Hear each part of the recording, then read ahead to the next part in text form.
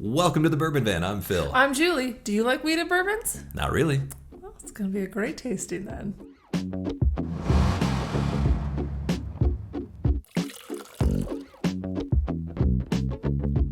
Weren't you going to ask me if I liked wheated bourbons? I'm sorry, do you like wheated bourbons? I do. Of course you do. This is an idea that sort of popped into my head earlier today, actually. Yep. I was looking for bottles to match up against one another, and I came across this Wilderness Trail wheated recipe bourbon. It's a single barrel, and we haven't really used it for anything on the channel.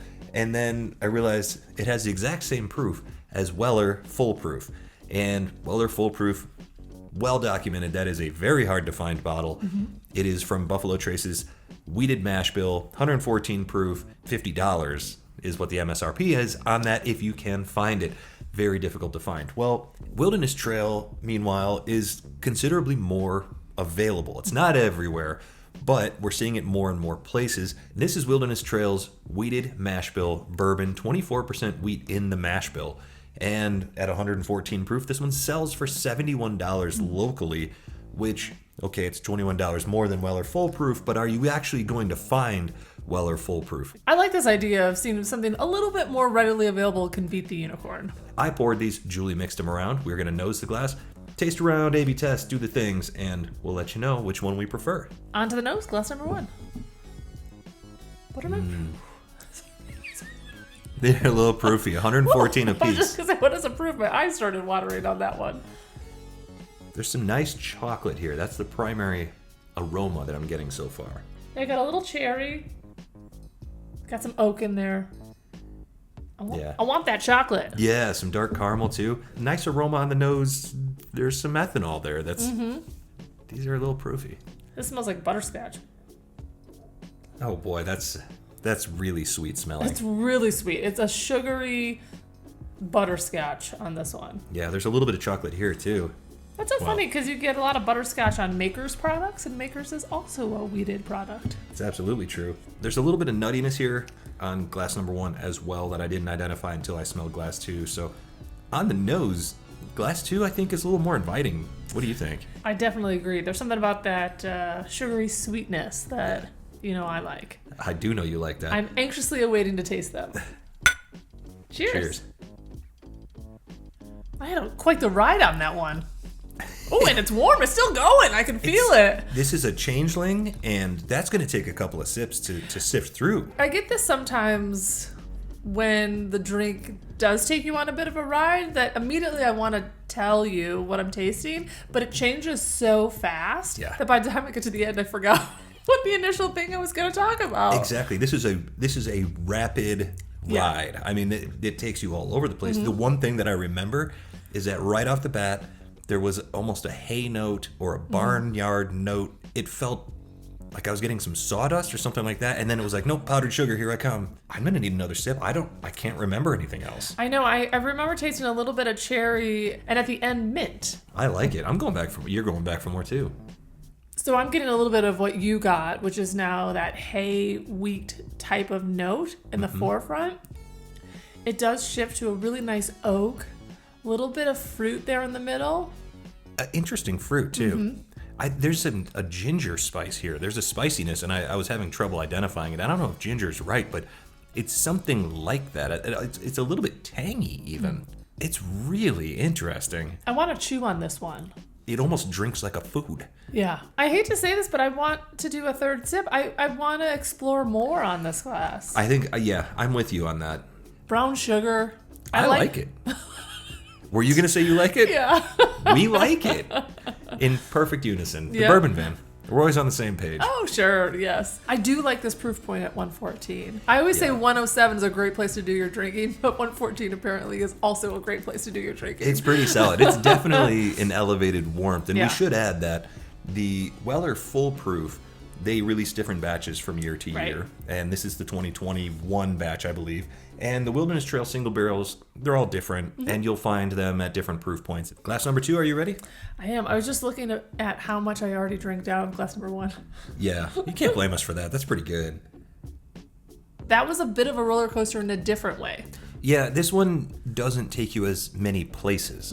Right. You know, if glass number one, is a city-bound train and it's hitting all the towns on the way in, this is the express line here. Yes. It hit a couple of places, still took you someplace.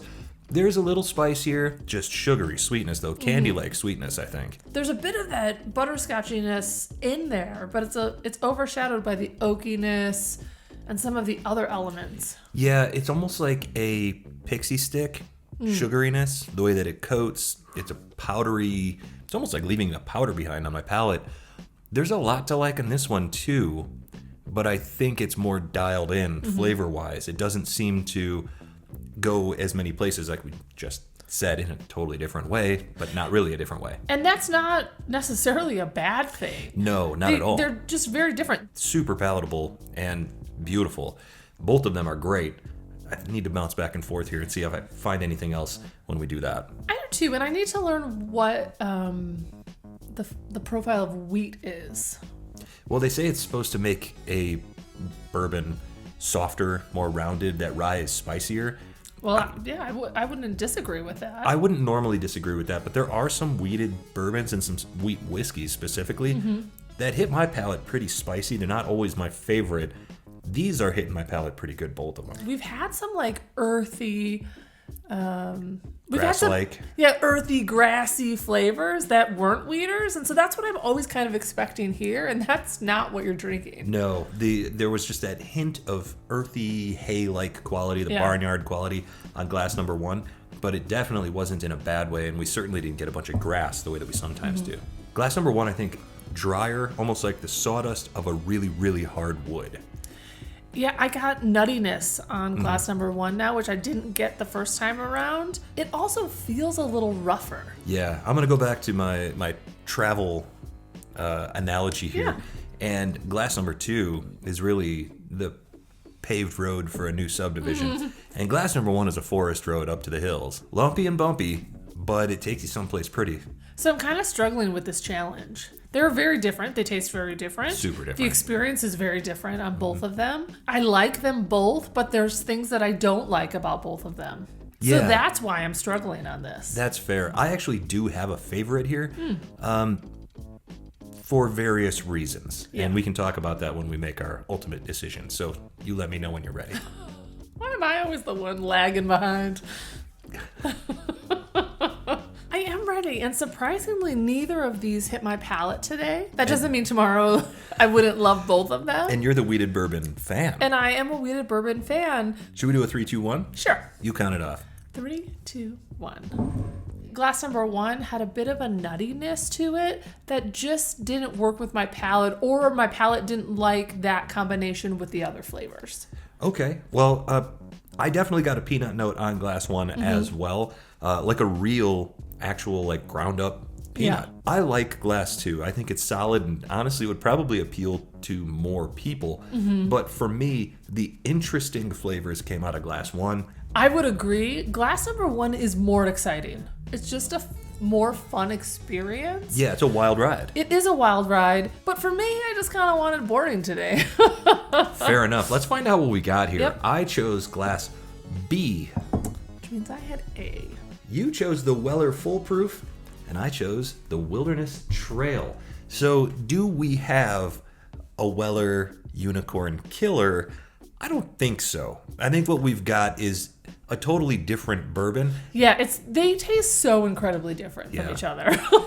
What I would say is this, though. If Weller Foolproof is on your spend a fortune to get it list, I don't think I can recommend that. Yeah, it's not an exciting drink. That's what I wanted to say. It's delicious. Yeah, if you're a collector and you just want the bottle and you want to share it with friends, I get it. It checks all the boxes. It's beautiful to drink, but there's nothing like crazy about it. It's certainly not the most exciting whiskey. And the Wilderness Trail, meanwhile, I prefer the high rye mash bill to this wheated mash bill.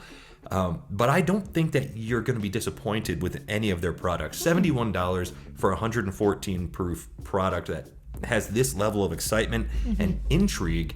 As far as I'm concerned, that's something that's actually worth paying for in your whiskey. I'm not one of those guys that says, oh, it's expensive, so it must be good.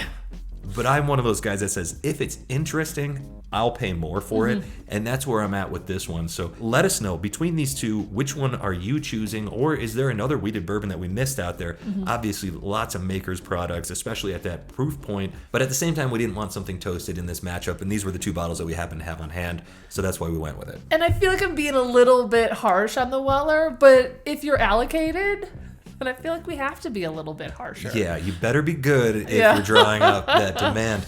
Well, there you go. Let us know what you think, and from wherever we are. To wherever you are. Cheers. Cheers. I think I'd rather have the special reserve.